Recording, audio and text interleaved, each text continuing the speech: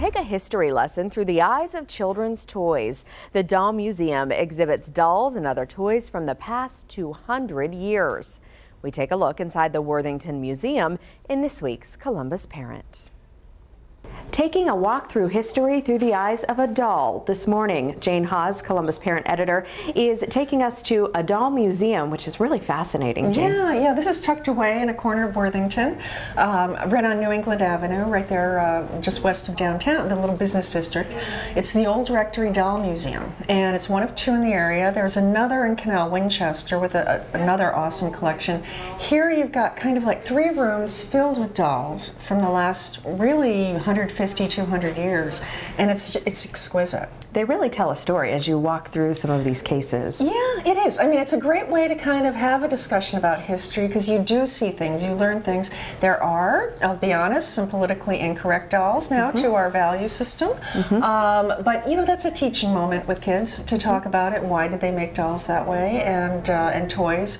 But here you'll find really a lot of different things. Now, most of it is all behind glass. Right. So we should stress that if your kid is very hands-on, you might want to wait a couple years. Right, yeah, this might be a little more than they can handle, but for the others. And they often, they tell me here, give tours like with Girl Scout troops and 4-H clubs.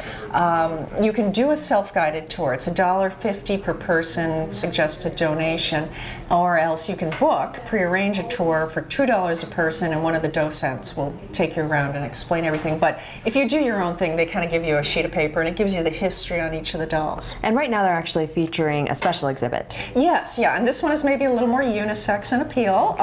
They've got the stuffed animals. There's a private collector who lent them the collection through Labor Day.